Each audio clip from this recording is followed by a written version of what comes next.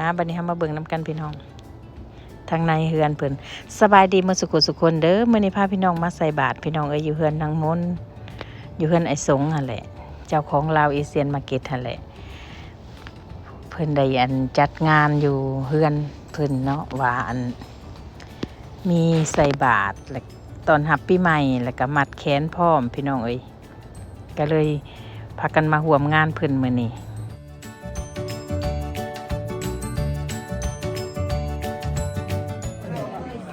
ครับวันนี้เป็นบุญใหญ่กับแม่เนาะบุญครอบครัวของบุญสงฆ์แม่น้องพร้อมด้วยญาติพี่น้องที่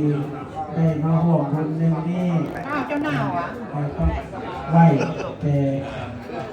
หลายเดือนที่เขาเนาะแล้วก็อากาศต้องได้แจกเงินแจกทิปได้ได้เงินน้อยไม่แจกทิปจะมีจ้าให้เขาหลายแล้วต้องมาพูดนะพระคุณทั้งหลายมีบิดามารดาภรรยาบุตรีบุตตาเจ้าทีเจ้าทางจงได้มารับเอาส่วนบุญส่วนที่พวกข้าน้อยทั้งหลายได้อุทิศให้นี้หากพวกทานทั้งหลายหากมีทุกข์หลายหากมีความสุขอยู่แล้วข้อสูงยิ่งขึ้นไปจนตราบเท้าเข้าสู่พระนิพพานในอนาคตการภายหน้าพุ่นเถินสาธุโดนเห็นกันเถอะเนอะ จะวินโยจะสุเสกิโตสุภังมาตาปิตุการังโคนตถาตายเอตัมมังคณะเมตุยันทุนนิมนาโพสกุณาสสันทัวปาปังขมุนทัวสุปินังอากันตังปุยปิโสปะคะวาลายยี่หลอกมุงกล้องครับ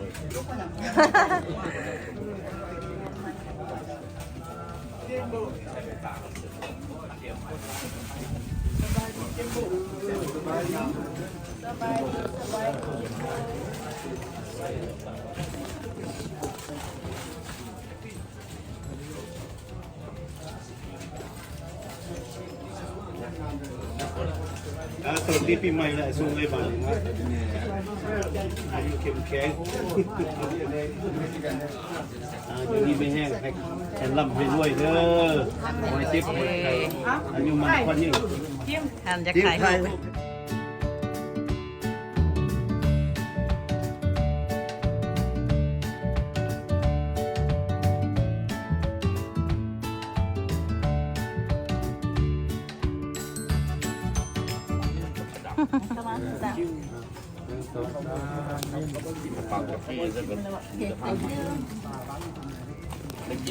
เอาเลย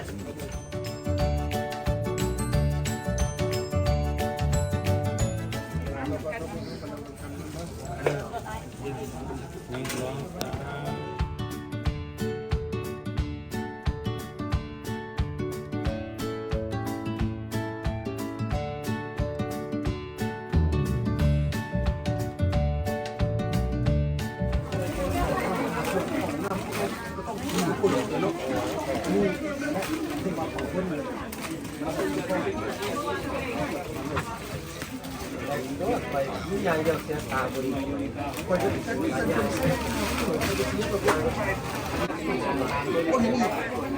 เห็นอยู่แต่มันโลกเปลี่ยนพ่อเนี่ยจะเปลี่ยนโลกสิ่งนี้ก็เสียเสียงใหญ่ก็เสียเสียงใหญ่สั่งจงได้แต่ว่าคนคนทำงานได้เดียวคนคนทำสั่งก็ไม่ใช่เงินไปเยอะเนี่ยไปบุกกันเลยก็สั่งเยอะคอยอยู่เจ้าปีนี้เอาปีนี้เขาต้องไปแคมปิ้งกันเลยตัวกันได้จะมีเพราะ16แพนเนาะก็ไปตัวกันได้ต้นแปลกไปกันแล้ว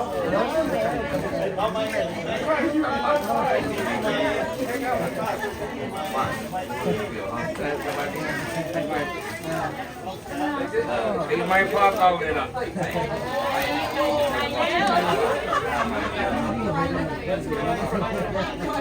เราเรียนมาดีแล้วคนมันบุก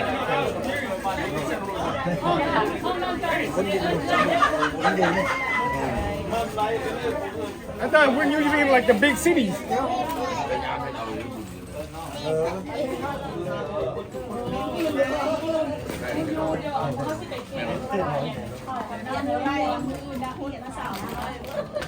บอกประควรสาธุสาธุสาธุวันนี้ข้าพเจ้ามาทำคนให้ประทานสงฆ์แล้วก็พร้อมด้วยครอบครัวให้คนอยู่ดีมีแห่งอยู่ดีมีสุขหายทุกข์หายโศกหายโรคหายภัย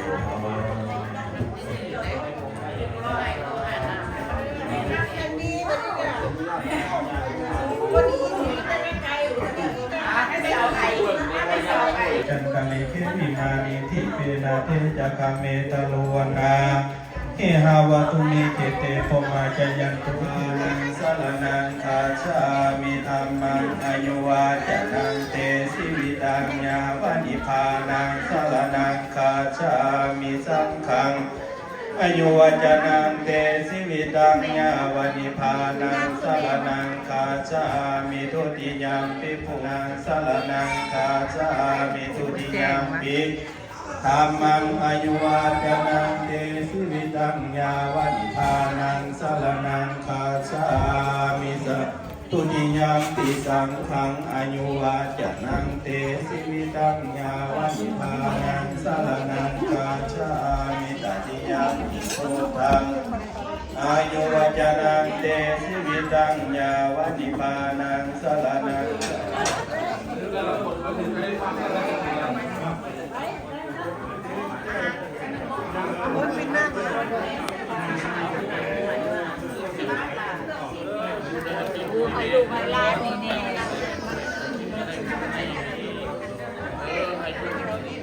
ค่าขายเป็นสูงสัน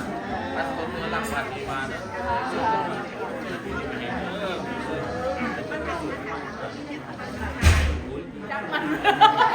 จับมันกันจับ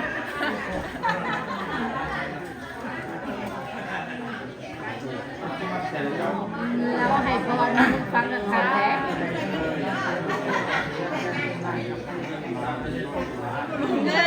ลำรวยกว่าเก่าลำรวยกว่าเก่า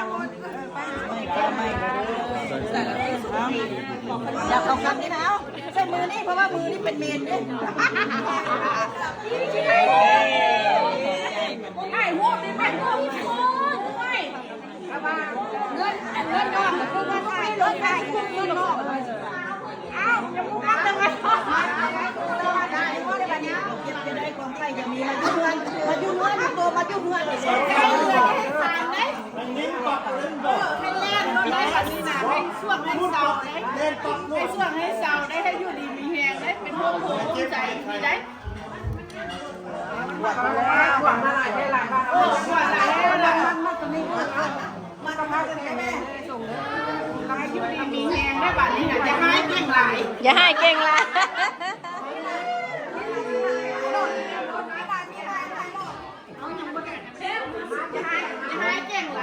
เบบี้น้องไทยทั้งไทย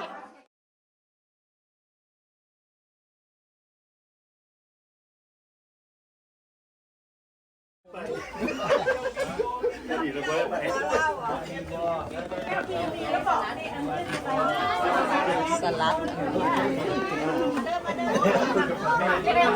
ตีนไก่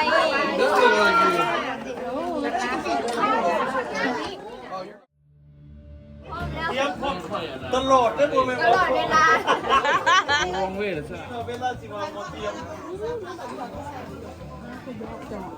เคสินถ่ายอาหารถึง ของหวานส่วนเด้อของหวานส่วนเด้อ ต้องกินของหวานก่อนนะ กินข้าวแกงก่อนมันอีหมด นะคะ